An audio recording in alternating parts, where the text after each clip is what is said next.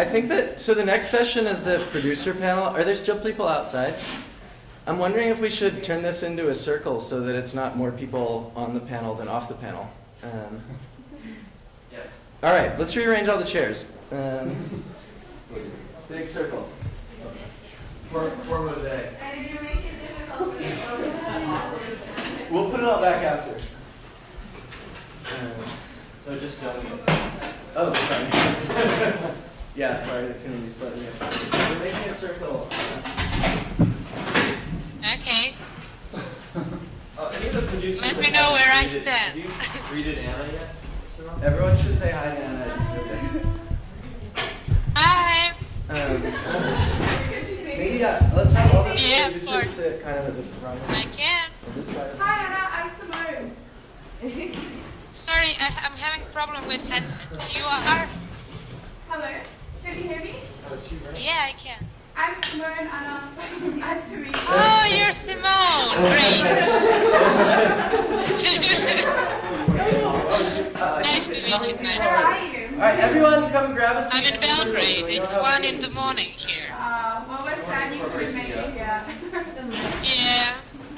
I hope you're gonna come to Belgrade when we make the installation. Yeah, let's So. all the producers should sit sort of in the stage side of the circle, I would like. So someone can sit next to Anna. Okay. Oh, yeah, I don't think we need the mics.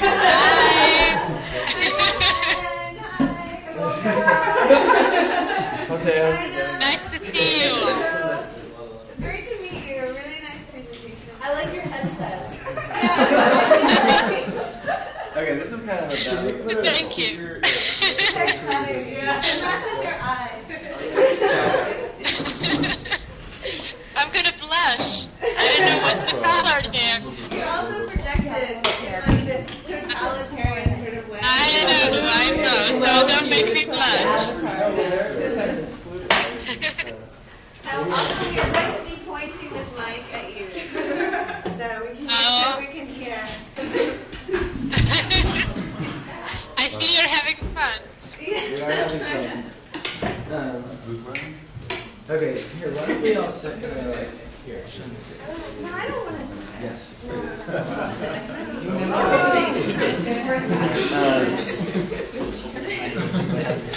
Will you two come sit here? Please.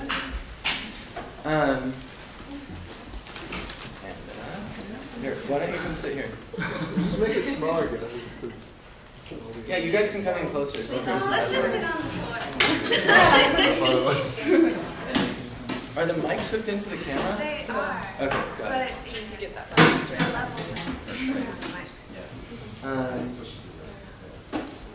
Well, do you want to introduce what we're doing here? Oh, Kevin. No, I'll let you do that. Okay. I guess, okay, so we've got Anna up there, extra big. So, yeah, Anthony asked me to facilitate this last session. Laura, you have to join the actual circle. Are you? Okay. All right.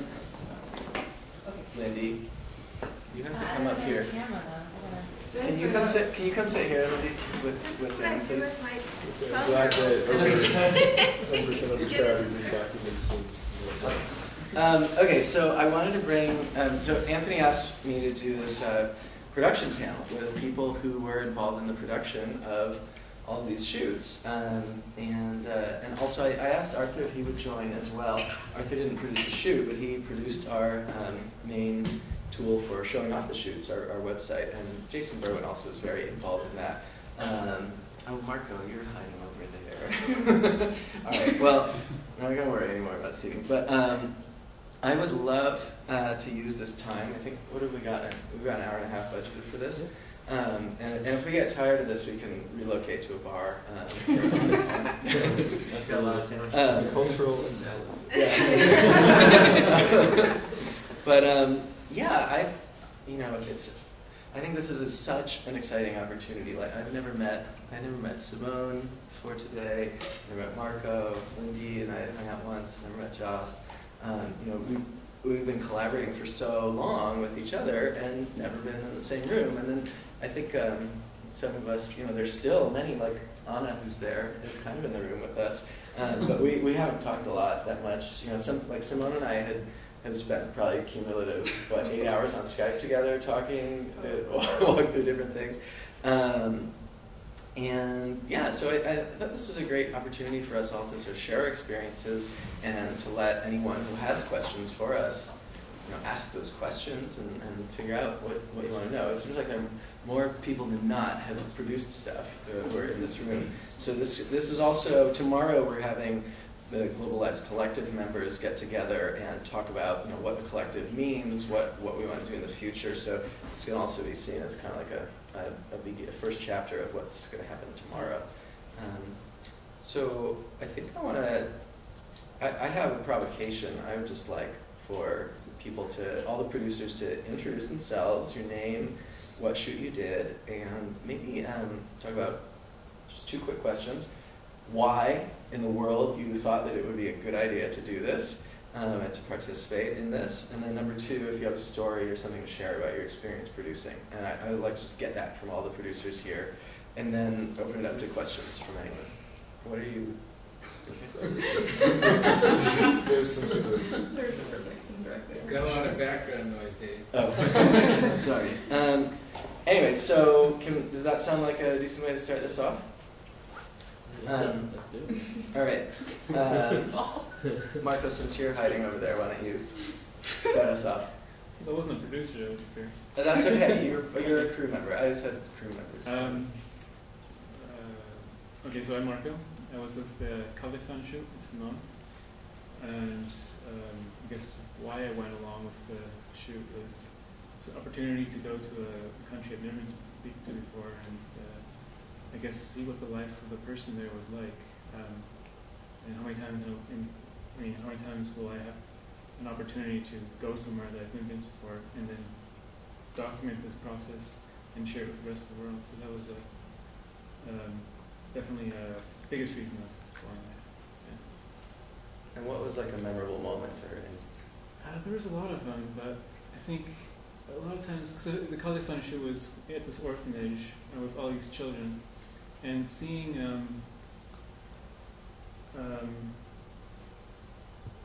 I guess just seeing how this rural family in this small village is still having a fairly decent life there, and they have a lot of things going well for them, even though they live on $2 a day. So it's different than what we were expecting, I guess. You can make a decent living off of $2 a day, even though we here in San Francisco or Tokyo, we need a lot more money to get the same sort of result, I guess, in our lives. So it's eye-opening in some way. Yeah. How about you, Joss? You did post-production, but I think that counts. Why did you want to do this?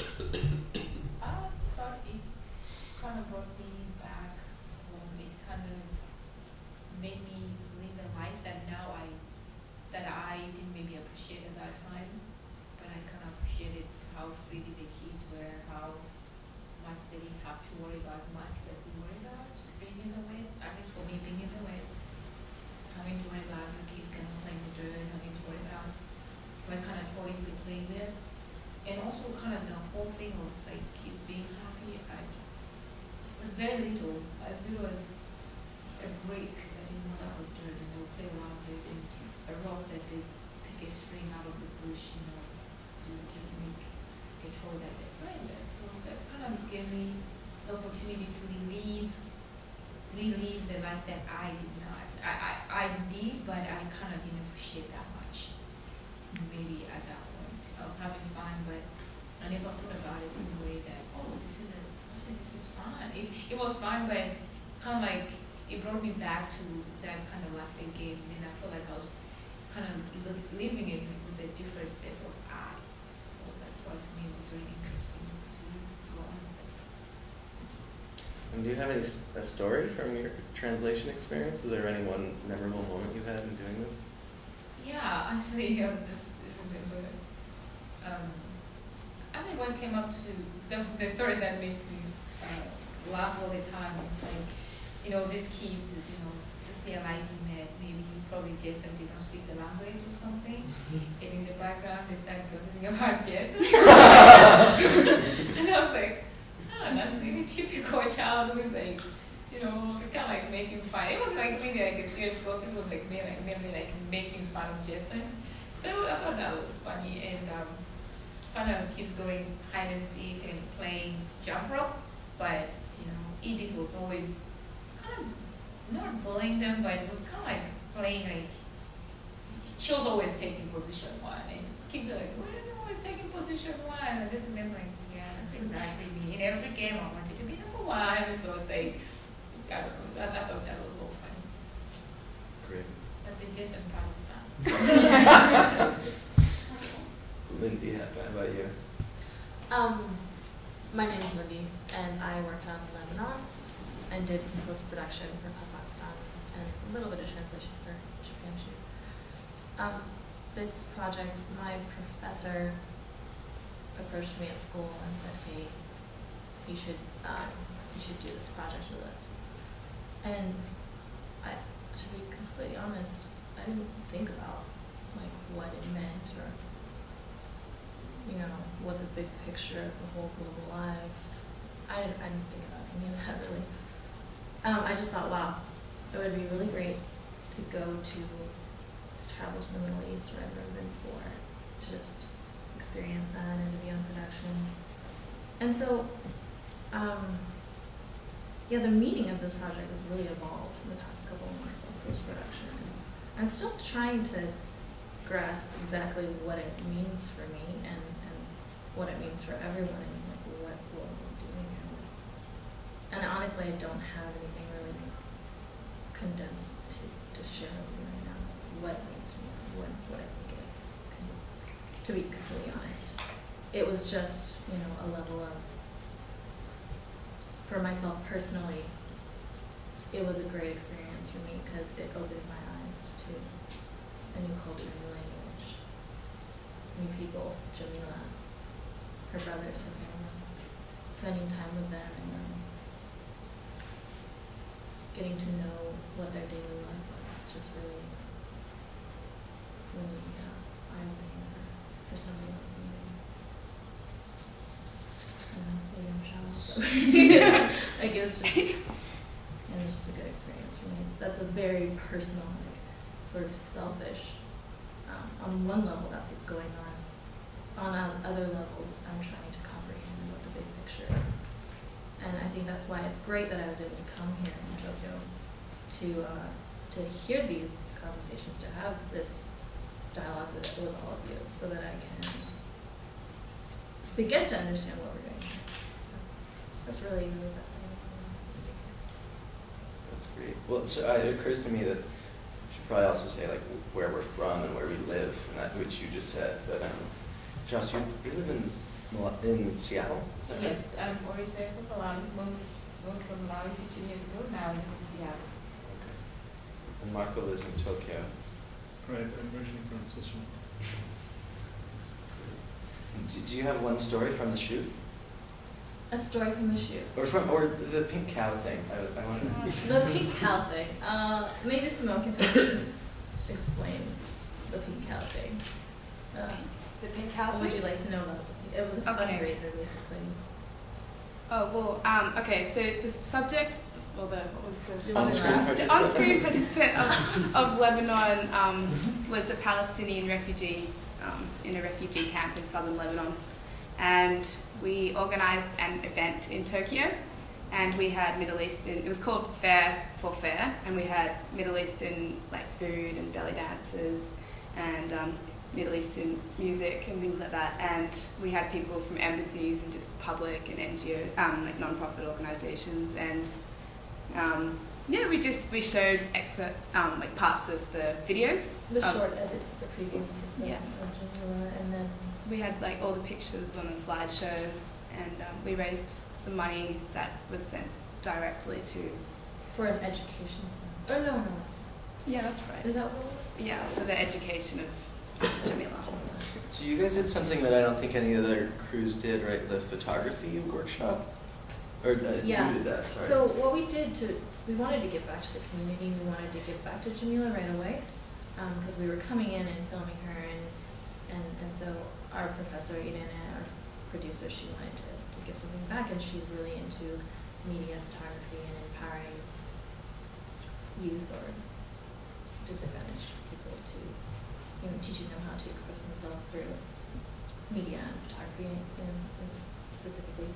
So we went into the Shtila has this center where they run programs for kids, after school programs or programs for kids who have dropped out of school, and we did a 2-day workshop with 10 kids all around the ages of 9 to 13, and we had them come in. We taught them basics of photography, how to compose a shot and how to make a shot interesting, and then we went out. We gave them the cameras, they took them home for the night. And then we came back the next day, and we went around the camp taking pictures together. And that was kind of just a really quick version of this bigger workshop format that our professor has developed. And so, yeah. Cool. That was our gift to them. That's great. That was really good. Anna, can you hear us over there? Well, I didn't want to interrupt, but not really. So, can you just... I'm having some serious interference from another source. I don't know what it is. You're going to sit in our house as we speak. You're going to sit with us. That's right. Okay, so...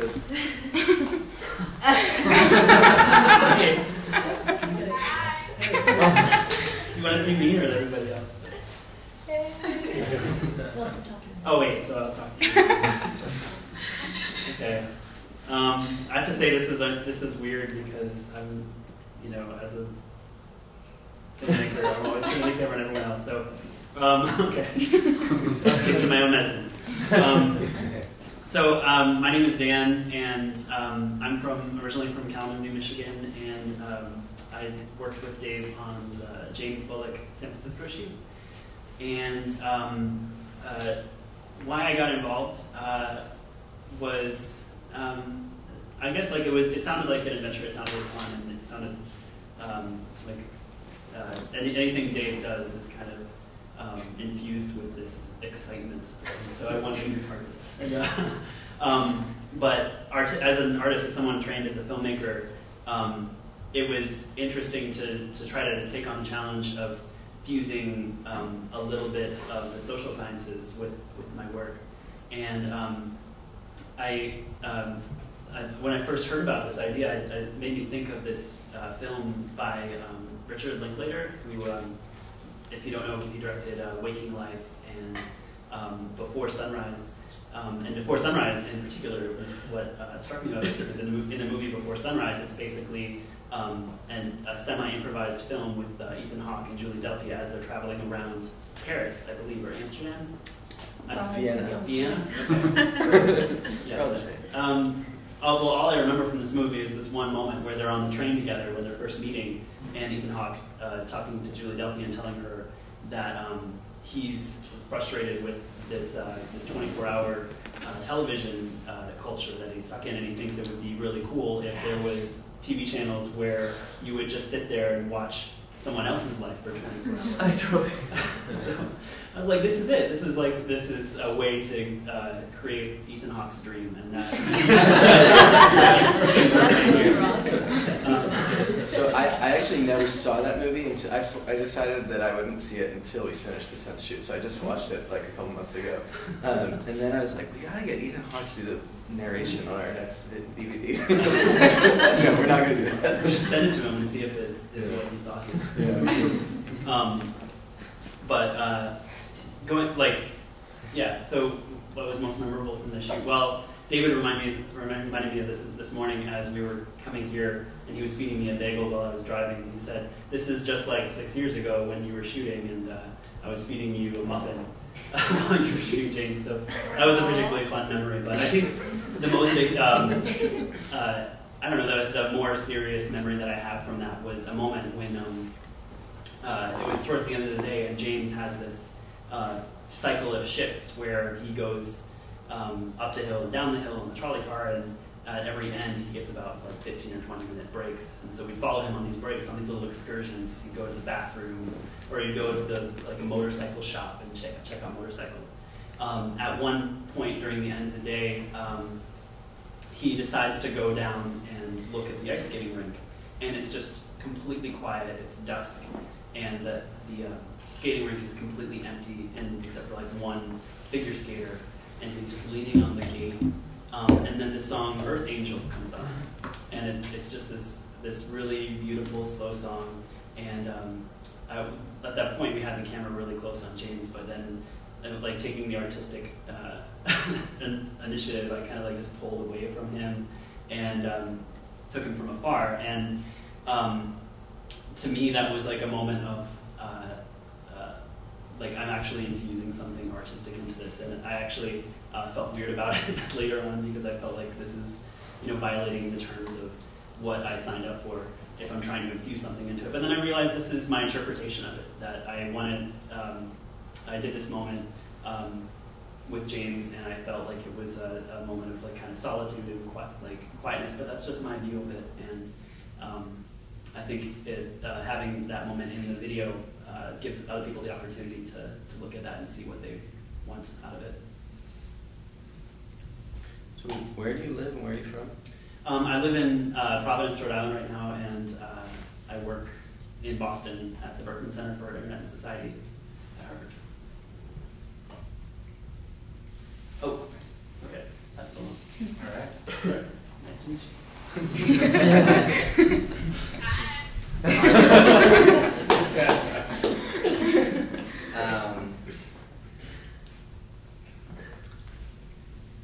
I got involved with this because I don't remember when the conversation first happened with Dave. I know Dave through some other mutual friends, and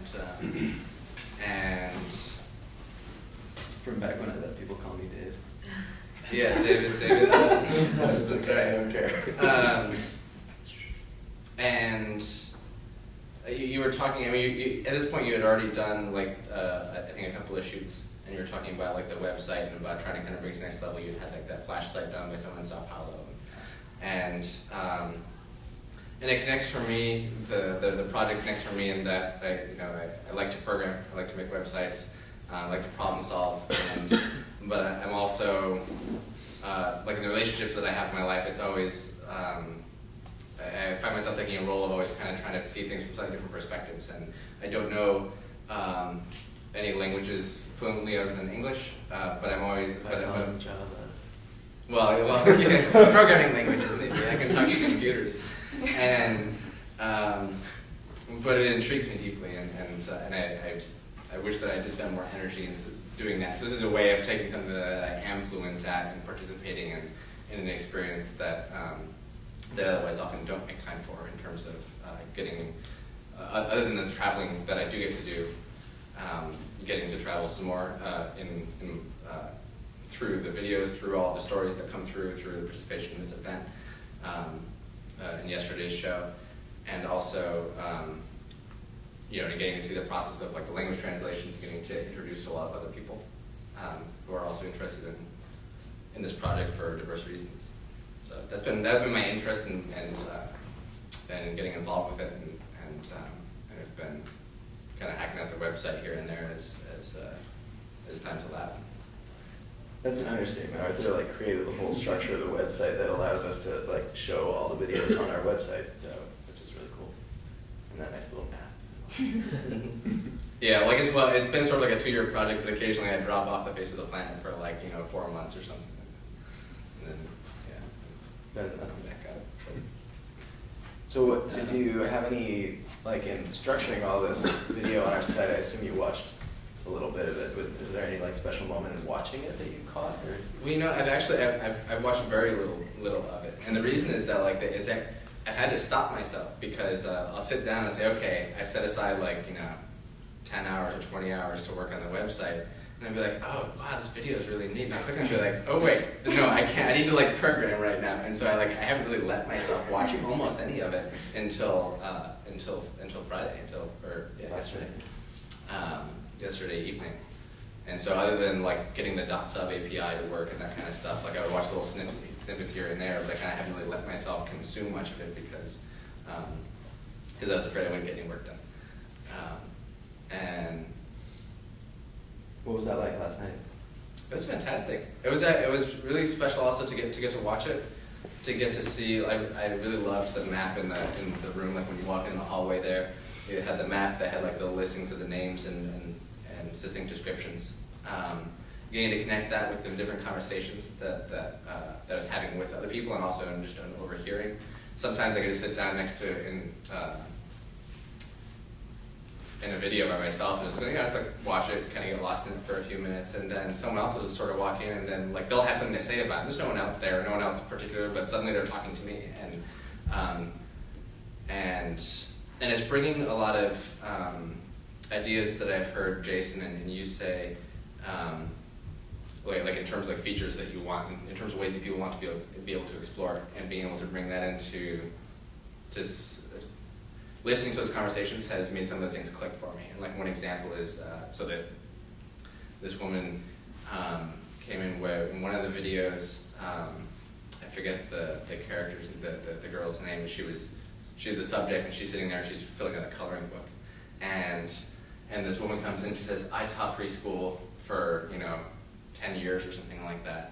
And every kid ever colors just like that. Like, doesn't matter where they are in the world, that's what they look like. They hunker down, they all put their elbow like this, and they all fill it in like this. and it was this kind of fun story, and that made me think of, like, she was talking about that, and talking about, like, oh, if you could sew these together and look at, like, all the coloring book sections of people's lives, I was thinking of these features of, like, being able to tag, time pieces and scenes in the video so people could just watch them and say, like, oh, I like this, I like watching, or this is a coloring book section, and then you could bring up all those cues, and that someone else, whomever, could access that information. It could be accessible in a way that someone who wanted to take artistic license with the content could, and perhaps tell a story about it and come up with another narrative there.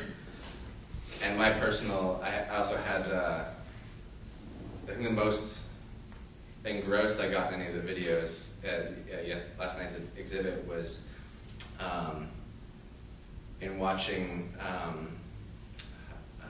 forget how to say his name, is it Dushan?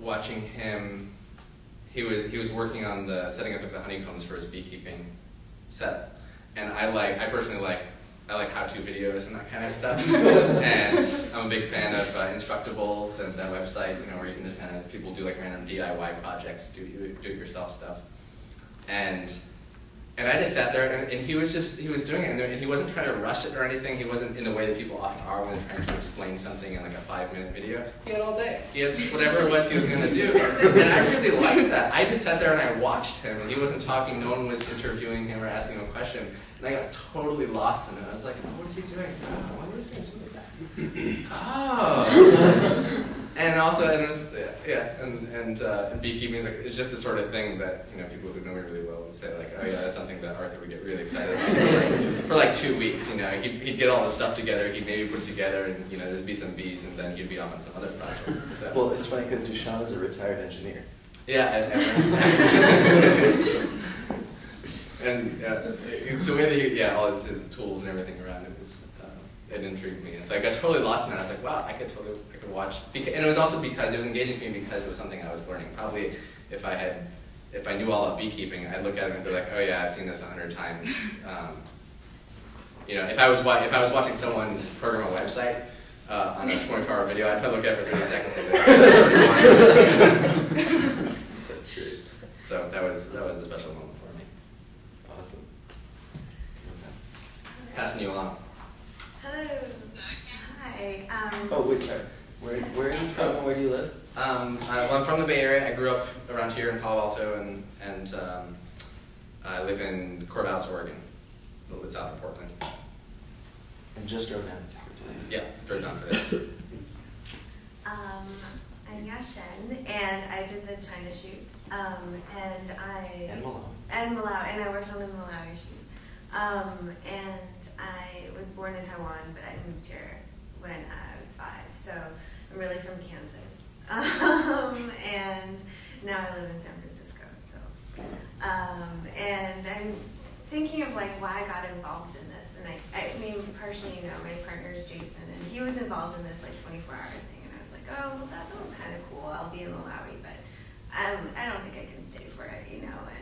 And then we just got more involved in the planning and meeting Edith and going to the school, and I was like, oh, I'm totally postponing my trip, and I wouldn't be a part of this, you know. So, and the experience was just like so amazing that I wanted to sort of recreate that and do the China shoot as well. So that's part of it.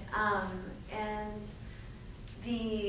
one of my best memories from the Malawi shoot actually was we were doing all the sort of pre-production stuff and on-site and meeting folks, and finally I was kind of like, oh my god, we don't have enough battery power to do this whole shoot, like, and there's not a single plug in sight, and there's like no sort of there's no generator in the village, there's like, where are we gonna plug in? And so that became like a huge sort of trope of the shoot, is like, you know, plugging in, and where do we plug it? And then trying to find the charger and stuff. And actually on the school, where she's playing netball, there's a little sign that says battery charger and then an arrow. But it didn't really go to the right place. Like, we actually had to find a 50-foot long extension cord from the neighboring school that they were kind enough to like loan us. So for a lot of the scenes, we were like plugged into this extension cord and didn't have very much range of motion. So that was kind of interesting. And then for the China shoot, I think. Wait, I forgot. Didn't Harrison electrocute himself? Harrison was trying. So yeah, Harrison was trying to like.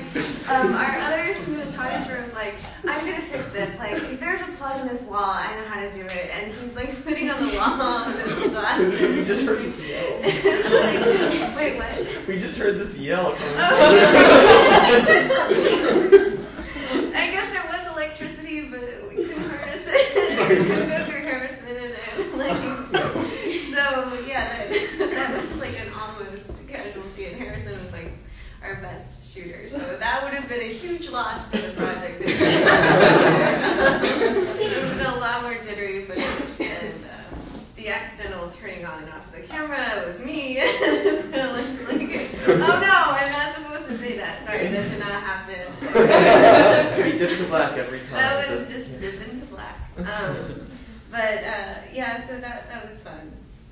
And then there's so many stories from the Malawi shoot and also from the China shoot, but one of my personal experiences on the China shoot was being with Kai in this market, and he's hanging out with his friend, like cleaning scallions for ages. And I'm like, oh, they're still being scallions. And so then finally, like, he gets up and he walks into the darkness, and I'm like, oh my god, like, where is he going? I can't see. And we round a corner, and there's like this illuminated shop that is like open, you know, at 5:30 in the morning, and it's the only store open on this very dark avenue, and it just was kind of this beautiful like blue light. And so he had breakfast with his friend, and it was just kind of this beautiful quiet moment in the morning, and totally unexpected, and sort of like, you know, you could hear the cock sort of in the corner, like being very loud, and it was morning time everywhere, and there was just this really peacefulness to it, and just being able to be there, and the scene was really beautiful with the dumplings and the steam coming out, and I was really trying to get it from all these different angles, but that was like a lovely moment in the day, and then climbing in the back of the truck was a little scary, but it's another story. So thank you. Thanks. Bye, Anna. All right, I'm just going to channel. Anna, I'm going to channel you. So, do you want to introduce yourself, and do you have a story? Or tell us why you wanted to get involved in the story you have, if you have one. Well, it's quite simple, really. I like the idea. I suppose that I thought if it was done properly, that it can really have a wide reach, and maybe change in part the way we perceive others. I don't know. That was the selfish reason. The selfish reason was that I was curious. It's a very unconventional way of shooting, and I just wanted to be a part of it to see how it can be done and if it can be done. What? Oh, sorry. I'm trying to plug you in. Oh, does that not reach? Is that? This is better. You can't hear me? No, we can hear you just fine. Speak now. Hello? Okay, that's better. So, and tell us a story. The story. The most fun part of the whole shoot was, for me, the way we were constantly running away from the camera. Like, there was 5, 6 of us constantly trying to outrun the camera not to get into a frame, which we didn't always succeed, but it was very, very comic. And I think David, our camera guy from Budapest, he was changing the tapes while Dusan was sleeping. So he was sleeping like a baby on the sofa in the living room, and I would wake him up every hour to go change the tapes, and he would jump out like it's a Mars invasion or something, like someone was attacking him, and practically sleepwalk to the room to change the tapes and get back. It was really funny, but I don't know how interesting it is for you to listen. So, can you tell people, did you organize some screenings in Europe? Did you show the video somewhere, or did you give it to other people to show? I gave it to a friend of mine. She's doing her PhD in Bosnia, and she was doing some, I don't know, some kind of benefit. She was showing documentaries made by her friends and colleagues. So she screened, I think she screened several of our shorts there. And the response was quite good, but it was a small occasion. Marco and I were talking about making the whole installation in Belgrade, but I suppose that will have to wait a bit. I don't really know what's your plan with the material, but I guess we're going to talk about it tomorrow, right? Yeah, we will. Okay. Thank you. So, except that, nothing. I hope we're going to show the whole material. Maybe next year. Great. Me too. All right. Do you want to turn your? Did she say where she is? Oh, sorry. Wait. Can you tell everyone? Yeah. Can you tell everyone where you're from and where you are? Oh, I'm from Serbia, from Belgrade, where I am now, and it's quite late. We're 9 hours ahead of you. Wow. Thanks for staying up. Okay. Hi. 9 hours later. Hi again. You've said that a billion times. So I'm Oka, and I'm Indonesian. Grew up in a few different places, and I live in New York City. And I worked on the Indonesia shoot. And initially, I got an email from Jason, who I know through my friend Ashley, who I went to college with, introducing me to David. And David said that he was looking for a Southeast Asian shoot, maybe Vietnam, maybe East Timor, but I thought, Indonesia! You should definitely do a shoot in Indonesia. So I think I probably made us sound a lot more put together than we were at the time, just to be able to get the shoot done. Am I allowed to say? You can say whatever you want. I'm just saying you're wrong, but you can say anything you want. Okay. And I think, I have 2 different kinds of stories that stick out in my head. The first were all the terrible, hilarious, in hindsight stories, like Shen was talking about. A cameraman did not show up a few hours before we were supposed to leave. We still don't know where he is. Photographer. Cameraman also. Yeah, Backup. Yeah, and the backup photographer. And you still don't know where he is? Yeah. He never got in touch with us. He dropped off some duct tape at my house the night before, and then he just kind of left.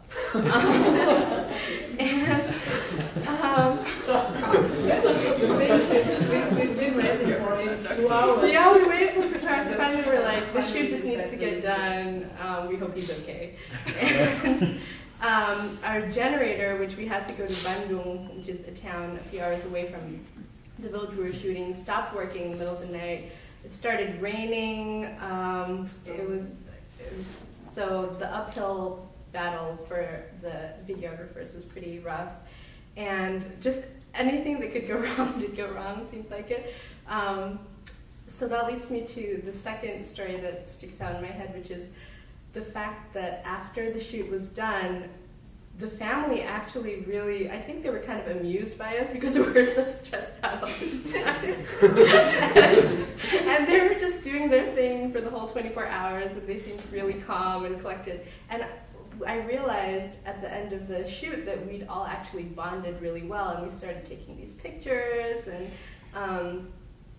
you could see that Dada, not subject, but the on-screen participant, totally opened up much more than she had when we first came, and that was a really gratifying moment to see the whole crew there with the family and to feel like we were a part of a team and that they had fun doing it, and we realized that we actually had fun doing it despite all the problems as well.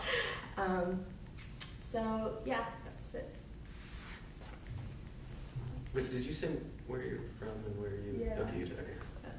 Okay, so bye. Hello. Okay, my name is Simone, and I'm from Sydney, Australia, but now I live in Tokyo, Japan. And I produced Kazakhstan, but also coordinated the translation for Lebanon and also a bit of Japan. And I started working on Lebanon with Lindy and Professor Irene in Tokyo as an internship.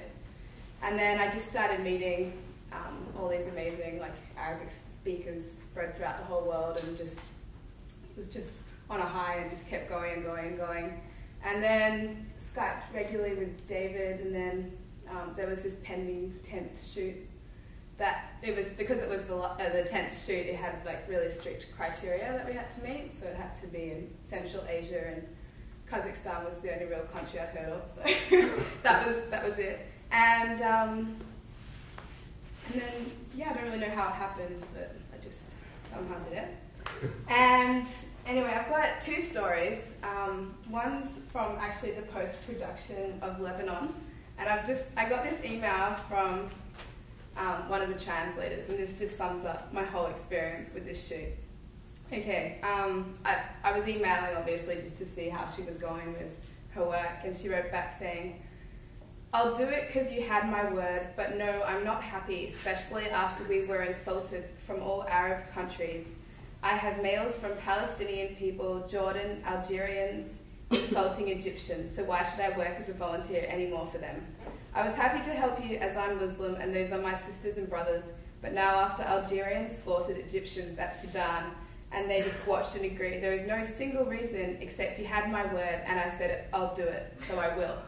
And at that point I was like, oh my God, what have I got myself into? And I was sitting in my room in Tokyo, oh God, what should I write back to that? And so that sums up that film. And I just remember the email exchange after that. It was yeah. So that was a hectic shoot to work on, but it got finished. And then in Kazakhstan, it was my best memories probably just being in the country, because the whole time I was thinking, oh my God, I'm in Kazakhstan, and just eating horse meat and pasta in the mountains, and cows walking it down the street, and us getting in the cars with random Borat-like figures who were just so eccentric, and it was just crazy country, and the team, because it was a small team, we really bonded a lot, and got to know the family, and we had discos, and it was just, and they took us to the mountains, so it was a really nice time, and that's my experience. Thanks. Hi, Hannah. I'm Enda from Indonesia, and I I got involved with this project because Oka, she dragged me in. So actually, I fell in love with this project from the first time because it was very challenging because of it will be 24-hour shooting, and it like the first time we do it in Indonesia, and it's like we have to play it very carefully, like because of camera-wise, everything, energy-wise, and including the crews. I told you Oka from the first time because it's volunteering. It will be so difficult to find people in Indonesia. There's a lot of emerged filmmakers, but they will not like helping us for free, and it's like so we start to spread the word between friends, and it's only like few people contacting us, like, and it just, and the end it's only just few friends. And when we had like the first survey to the place after Oka find the village, we found out that it was not only the 24 hours shooting problem will be happen in the shooting. Sorry, my English was sometimes mixed up.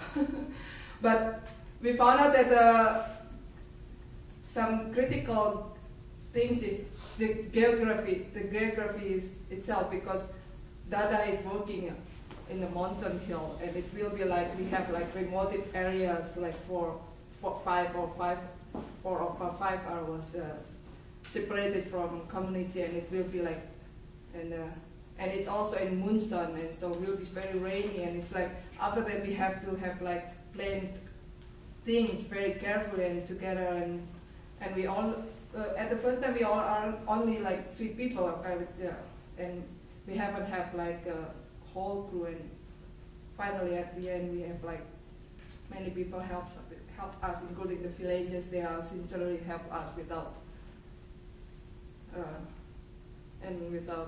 paying and stuff like that. So it's very incredible. And after we having the shooting, and as Oka said, that the family and us will have like very bounded, and we are like feel like we family, like very very very happy with them. That's all. Thank you. About me. Okay, when I was working at that project, I was working as a journalist in a TV station, and I'm a student here and studying documentary filmmaking in Los Angeles. That's all about me. Okay. Thank you. Hey, Anna. Yeah, I'm Jason Price. I'm from New Jersey and live here at Berkeley now. Live at the university now.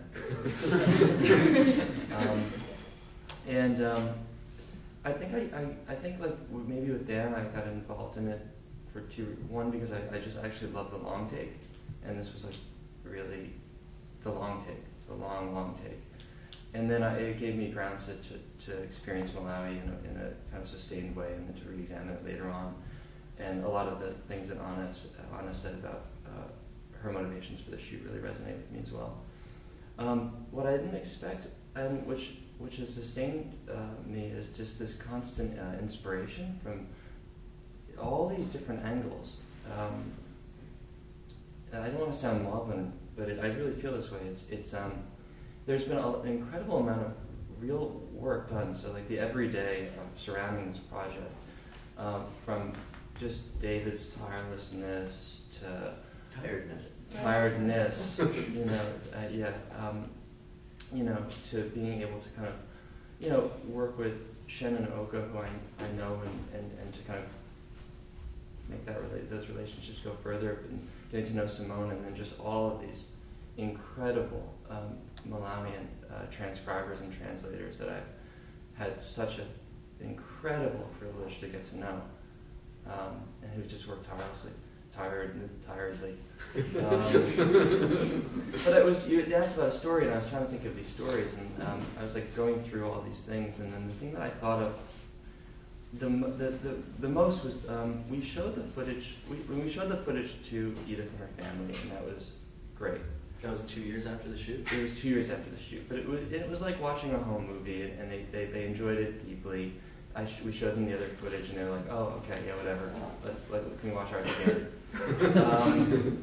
But actually, getting a little emotional only because I showed it to Elasto Chanza, who is our key production assistant on the shoot, and who Elasto has not. Was my research assistant and became a good friend, and he watched it so closely and had so much pride, and he had been working so hard to kind of find access to an outlet creatively, and hadn't been gotten a chance to go to university, but he's incredibly brilliant. He's one of many people, but I just the way he watched it, it was. And talking to him about it was very special, and so then that was really a gift. So that's it. Yeah, thanks, Jason. I want to. Vita, do you want to come into the circle? Do you two want to come into the circle? I'll turn this around so you can see. Come up here. So there were two more people who are involved in the project that I wanted to give a chance. Samantha is our intern, and Jason Berwin is one of our board of directors members. So can we pass Anna over there, please? Which one? To Jason right here. Oh, I'm participating. Yeah, but scoot over. Can you open the circle? Sure. Hello.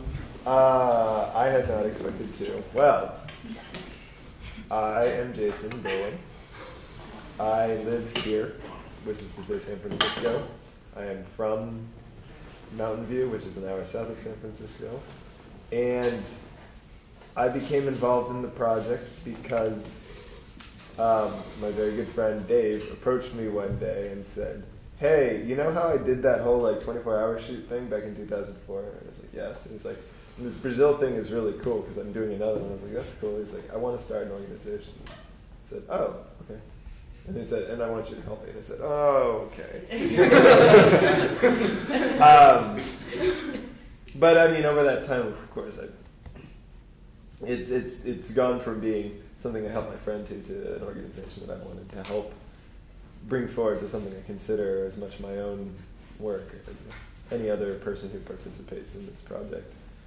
I have not worked on any of the film shoots. I have no exciting stories about that.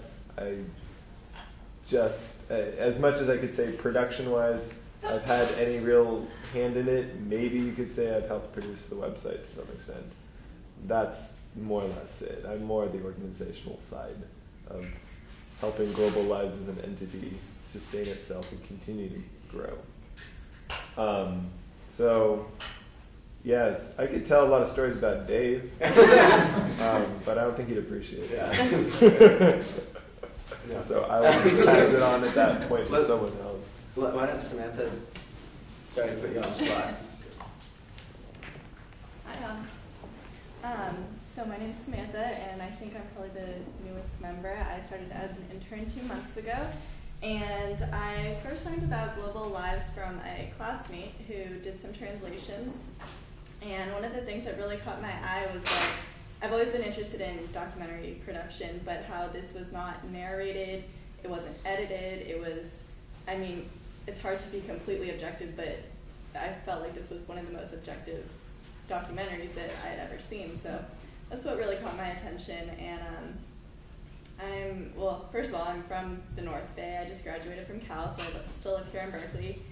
And I don't have many stories yet, but last night I was able to meet James, and I thought he was such a kick in the pants. And I thought from the few clips that I have seen of him, you know, he's driving the cable car, he's surfing, he's playing pool, he's, you know, drumming with his band, and I was like, okay, maybe, did he purposely cram all this in on the day of the shoot?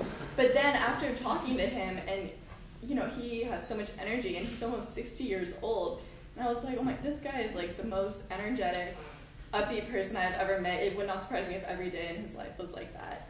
And you know, getting invited to his beach camp out birthday party after meeting him for 5 minutes, it was really nice to meet him last night. And yeah. That's great. You got to come to the shed party. That's shed party. James has the way we met James is that he throws a party every year to celebrate the birthday of the shed that he and his wife built in their backyard. So, I just have, I have one, I just have one story, which is like the best story for me. Like, I think it was actually one of the most, oh my God, I can't believe I'm here right now experiencing this experiences of my life. And Shen was in the room with me, and we were on Ren at this middle school where Kai works. And the night before we did the shoot, we decided to show the videos from our DVD of the other 4 of the other countries to these middle school students. And I think like most of them had probably never seen a foreigner before. And, it was a very small town, or a relatively small town in China. And so we came in, and there were, I think the crew was 11 people of 7 different nationalities. We had a French cameraman, an Italian photographer, American me, Taiwanese Jiashen, and we had Venezuelan Ivane, Japanese Nobu, Chieko, and Hiroko. Anyways, it was... Yi, who's Chinese. Yeah, Yi, who's who went Chinese. to that school, and her father was the principal, which is sort of yeah, it. yeah, exactly. So so we went into this classroom, and these children were, they were sitting at their desks, and as soon as we walked in, they just like started clapping and screaming. They were so excited to see us there. It was a bizarre experience, like really clapping and like screaming. Like we're celebrities. They all wanted our autographs. It was bizarre. It was amazing. And so then we showed the videos, and we asked them, oh, which country do you want to see first? And we were like, USA, Japan, China. They're, USA! They wanted to see that. And so we showed them the video of James, and they loved it, and they asked questions. And then they wanted to see the Japan one next. And so they watched the Japan shoot. And then afterwards, Hiroko and Nobu and Chieko went up, and they were asking them questions. These are 3 Japanese crew members who paid for their own flights to come to China and do this shoot. And so one of the kids in this class, what are they, like 16? No, they were middle school. They were like 12. Okay, yeah, sorry. They were 12. So they were very young. So one of the kids stands up and he says, can you sing a song in Japanese for us? So I think they sang like Happy Birthday or something like that. Something like the one song that every Japanese person knows. And they sang that, and the kids just loved it. And they clapped and clapped and clapped. And it was just so fun. Everyone was so happy. And then this other kid stands up and he says, can you please explain the Japanese war of aggression against China? and it was... Everyone like... and like, I still... Did you understand what Nobu said? No, but then, so one of our Japanese crew members and cinematographers, Nobu, actually lives in Taiwan, and he speaks Chinese, and he's learning Chinese, and he just navigated it so well. And he was like, well, that was like past an old accident. It happened like 4 years ago, and of course everyone still thinks about it, but we're sort of in this new time now where like we're all trying to learn from each other, and here I am. He just played it really well, and the students were like really, bought it. Actually they wanted to love Japan. I think that was the difficulty, was they wanted to love Japan so much, but then they were also told in other ways not to like Japan. So, and we also gave them a lot of candy, which made them happy. And we gave them our autographs. And autographs. Yeah, but Nobu is amazing. It's sad that he's not here. He's in the middle of a feature film production right now in Taiwan, but he really wanted to be here, and he's done 3 of the shoots. He and Renee and I have each done 3, and so he's great. So that was my favorite story. So I think we've got another like 25 minutes. So questions? Anyone? Can I just say thank you to David for bringing us all here today and for giving us this amazing opportunity? No, thank you to Anthony for bringing us all here today. That was, thank you. But you're Well, I'll ask a question. I'm not on the production, so I can ask a question. I know that tomorrow a lot of the folks are going to get together to talk about sort of the future of where things are going, so I don't want to really stray into that territory right now. But I'm just curious, in terms of your own experiences and being on these shoots and this trying to tie it back to being in this sort of atmosphere of intellectual inquiry. How did you? I mean, obviously you put a lot of effort into this stuff, and you had to find the subjects and form those relationships. I guess, how did you find that your own perspectives on filmmaking, on specifically sort of, or for that matter, on what you conceive of when you conceive of everyday life, how did that change through this process? I'm curious, if at all, or have you ever even thought about it before I just asked this question? Does anyone have an answer?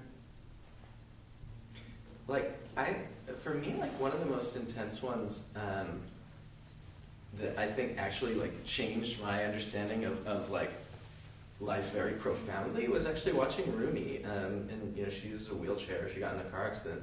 And she's our on-screen participant from Tokyo. And, yeah, I mean, she can't really walk. And I spent so many hours watching that shoot, and I show these videos so much. And just sort of over and over, like, seeing that, I think really changed my whole understanding of, like, having a body and, like, that sort of the ephemerality of these, like, beings that we are. And to me, in a lot of ways, it made Global Lives not about, like, cultures and communities, but on another level, it made it about what it means to live 24 hours in a human body, like to have a body, and you know, and to be alive, and also it gave it sort of a dimension of, wow, this is pretty cool, even though I won't have this body eventually or be in this kind of state. Like, maybe these videos will exist later, and maybe this will give someone some idea of what it was like to exist at this moment and in this person. And then I had a medical situation last year where I actually couldn't walk for about 2 months, and totally unexpectedly. And that was really weird because I thought about Rumi all the time during that phase. And I thought about, you know, luckily I recovered and I can walk now. But I think it really sort of prepared me for this unexpected life experience that I had. And yeah, I think that one really changed my life for sure. Does anyone else want to? I can ask a question. Yeah. So one of the things that's been a really sort of common theme throughout the day has been the sense of sameness or common ground that you experience going out and doing these shoots, and kind of feeling like you had something that you shared something with the people that you were working with.